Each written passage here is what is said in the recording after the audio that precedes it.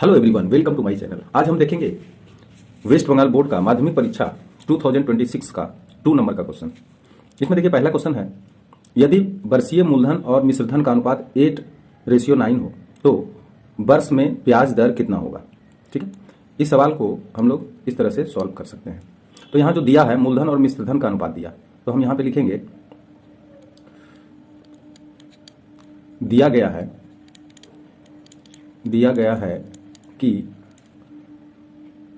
मूलधन अनुपात मिश्रधन कितना दिया है 8:9। ठीक है, माना कि मूलधन बराबर 8x रुपया इसको मान लें, तो मिश्रधन कितना हो जाएगा, मिश्रधन हो जाएगा 9x। हम यहां पर क्या करेंगे, ब्याज निकालेंगे, इसलिए ब्याज निकालते हैं। ब्याज बराबर मिश्रधन को मूलधन से माइनस कर देंगे तो हमें मिल जाएगा x रुपया। ठीक, अब यहां पे देखिए हमको निकालना है दर निकालना है तो समय लगेगा। समय 1 वर्ष यहां पे दिया है, तो 1 वर्ष में ब्याज दर कितना होगा, तो समय यहां पे 1 वर्ष हो जाएगा और इसलिए तब हम सूत्र बैठाएंगे दर का।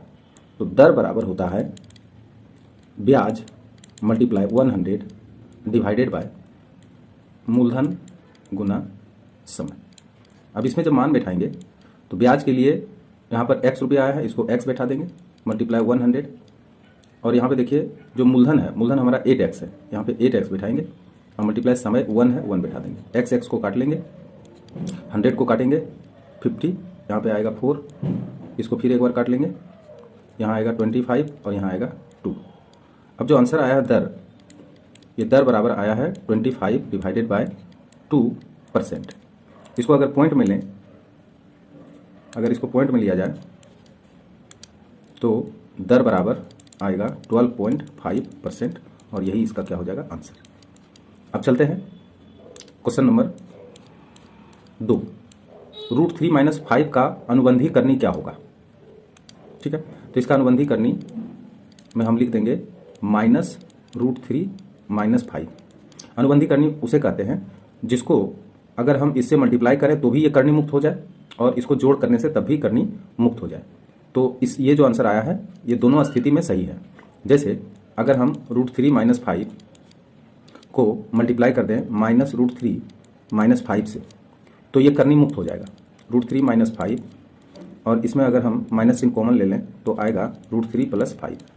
ठीक है, अब माइनस का चिन्ह शुरू में ले लेते हैं और यहाँ करते हैं √3 - 5 और यहाँ मल्टीप्लाई हो जाएगा √3 + 5। तो अब इसको करनी मुक्त कर सकते हैं क्योंकि ये सूत्र में आ गया। अब इसको करेंगे √3 का होल स्क्वायर और -5 का होल स्क्वायर। तो अब क्या होगा, माइनस और यहाँ पे हो जाएगा 3 और यहाँ हो जाएगा 25। अब इसको जब सॉल्व करेंगे तो आएगा कितना, यहाँ पे आ जाएगा -21। माइनस माइनस क्या हो जाएगा, +21। इसका मतलब हम यहाँ पर क्या कर रहे हैं, इसको मल्टीप्लाई करके भी करनी मुक्त कर सकते हैं। किससे, -√3 - 5 से। और अगर ऐड कर दें तब भी ये करनी मुक्त हो जाएगा, तभी तो ये अनुबंधी करनी होगा। तो ऐड करने से कैसे करनी मुक्त हो जाएगा, √3 - 5 और इसको ऐड कर देते हैं √3 - 5 से। तो क्या होगा, √3 कट जाएगा और आएगा -10, तभी करनी मुक्त हो गया। तो इसलिए दोनों स्थिति में ये करनी मुक्त हो सकता है, मल्टीप्लाई करने से भी और जोड़ करने से भी। इसलिए ये होता है अनुबंधी करनी, अर्थात अनुबंधी करनी क्या हो जाएगा, -√3 और -5।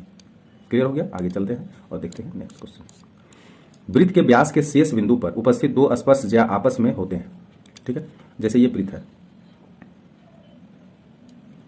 अब इस वृत्त में बोल रहा है कि वृत्त के व्यास के शेष बिंदु पर, तो पहले इसका व्यास ले लेते हैं। इसका व्यास अगर हम लें तो ये व्यास हो गया। ठीक है, अब यहां से अगर हम इसका 2 स्पर्शक ले लेते हैं, 2 स्पर्शक अगर हम ले लें, एक ये स्पर्शक हुआ और दूसरा ये स्पर्शक हुआ, तो हम जानते हैं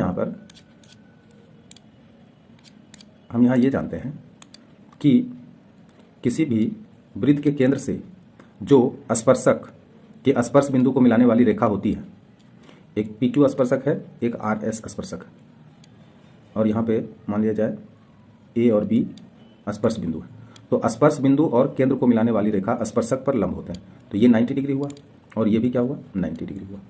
ठीक, इसलिए यहाँ पर क्या होगा कि पी क्यू और आर क्यू दोनों समानांतर होगा क्योंकि इसके अंतःकोण संपूरक हो गए, चूंकि angle P A O plus angle R B O is equal to 90 + 90 is equal to 180। ठीक, इसलिए पी क्यू पैरेलल हो जाएगा आर एस। क्लियर है? आगे बढ़ते हैं और देखते हैं नेक्स्ट क्वेश्चन। अब देखिए क्वेश्चन 4 नंबर, यदि x is equal to A sec theta y is equal to B cot theta तो x² by A square minus B square बटे वाई स्क्वायर बराबर क्या होगा? तो देखते हैं इसको सॉल्व करके। यहाँ देखिए दिया गया है कि x is equal to A sec theta, तो हम यहाँ पर क्या करेंगे, सेक थीटा का मान निकालेंगे। तो सेक थीटा बराबर हो जाएगा x डिवाइडेड बाई ए। किसके हिसाब से निकालना है? इसके हिसाब से निकालना है, या इसको x² बाई ए स्क्वायर अगर हम करें तो यहाँ पर कितना आ जाएगा, यहाँ पे आ जाएगा सेक स्क्वायर थीटा। इसको समीकरण 1 कर देंगे। क्लियर है? अब फिर आते हैं दूसरा, तथा दूसरा क्या दिया है, y is equal to B cot theta. ठीक है, अब यहाँ पे देखिए, और y डिवाइडेड बाई बी बराबर यहाँ आएगा कॉट थीटा। और यहाँ पे देखिए, यहाँ पे चूंकि लिखा है कि बी स्क्वायर बटे वाई स्क्वायर, लेकिन यहाँ y बटे बी है, तो इसको हम उल्टा करेंगे। ठीक, जब इसको उल्टा करेंगे b बटे वाई, तो इसको भी उल्टा करना पड़ेगा, 1 बाई कॉट लिखना पड़ेगा, कॉट थीटा। क्लियर है यहाँ तक? अब यहाँ देखिए, इसका जब होल स्क्वायर करेंगे तो आएगा बी स्क्वायर बटे वाई स्क्वायर। ठीक है, बराबर होगा 1 बाय कॉट स्क्वायर थीटा। ठीक, और बी स्क्वायर बटे वाई स्क्वायर बराबर यहाँ पे हो जाएगा टेन स्क्वायर थीटा। क्लियर? अब यहाँ पे देखिए, जो यहाँ पे हमको LHS में निकालने के लिए कहा गया है कि x² बटे A square minus B square बटे वाई स्क्वायर, तो हम लिखते हैं यहाँ पे LHS से, LHS में जो दिया हुआ है वो क्या है, x² बटे ए स्क्वायर। यहाँ पे लिखते हैं x² बटे ए स्क्वायर प्लस x² बटे A square plus B square बटे Y square plus B square बटे वाई स्क्वायर। इसको यहाँ पे हम माइनस लेते हैं क्योंकि यहाँ पे माइनस दिया हुआ है, यहाँ पे दिया हुआ है माइनस, इसलिए यहाँ पे क्या करेंगे, माइनस लेंगे, यहाँ पे माइनस लेंगे। तो यहाँ पे होगा sec square theta minus tan square theta. ठीक है, अब यहाँ पे देखिए x² बटे A square minus B square बटे वाई स्क्वायर बराबर 1, क्योंकि sec square theta minus tan square theta बराबर 1 होता है। ठीक, तो यहाँ जो भरने वाला है वहाँ पे क्या हो जाएगा, 1 हो जाएगा, इसलिए इसका आंसर हो जाएगा 1। यहाँ पे कितना भराएगा, यहाँ पे भरा जाएगा 1। अब आगे बढ़ते हैं और देखते हैं नेक्स्ट क्वेश्चन। यदि एक ठोस अर्धगोलक के अर्धव्यास 3r इकाई है तो संपूर्ण तल का क्षेत्रफल कितना होगा? एक अर्धगोलक अगर हम लेते हैं तो यह है अर्धगोलक, ये अर्धगोलक है। ठीक है, इसका r जो दिया हुआ है, ये r बराबर दिया है 3r। ठीक है, तब इसका संपूर्ण तल का क्षेत्रफल कितना होगा? तो यहाँ पे लिखेंगे, दिया गया है कि अर्धगोलक का अर्धव्यास बराबर कैपिटल R अगर माने तो ये कितना हुआ, 3r हुआ, क्योंकि यहाँ पे अर्धव्यास 3r इकाई दिया है, इकाई। ठीक है, अब हम निकालते हैं इसका संपूर्ण तल का क्षेत्रफल, इसलिए इसके संपूर्ण तल का क्षेत्रफल बराबर 3 पाई r स्क्वायर। ठीक, बराबर हो जाएगा 3 पाई, अब r की जगह पे हम क्या बैठा देंगे, यहाँ पे 3r का होल स्क्वायर बैठा देंगे। अब आ जाएगा कितना, 3 पाई इंटू 9r स्क्वायर। अब 9 गुना 3 कर देंगे, 27 पाई r स्क्वायर। इसका मतलब इसका आंसर होगा 27 पाई r स्क्वायर। ठीक है, ये हुआ इसका संपूर्ण तल का क्षेत्रफल। क्लियर है? आगे बढ़ते हैं और देखते हैं नेक्स्ट क्वेश्चन।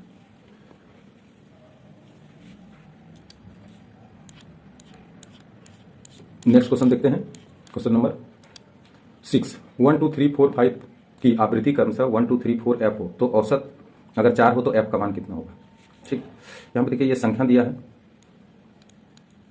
और दूसरा आवृत्ति दिया, संख्या को xi, आवृत्ति को fi, और यहाँ पे क्रमयोग आवृत्ति, या इसको हम बोल सकते हैं fi एक्स आई।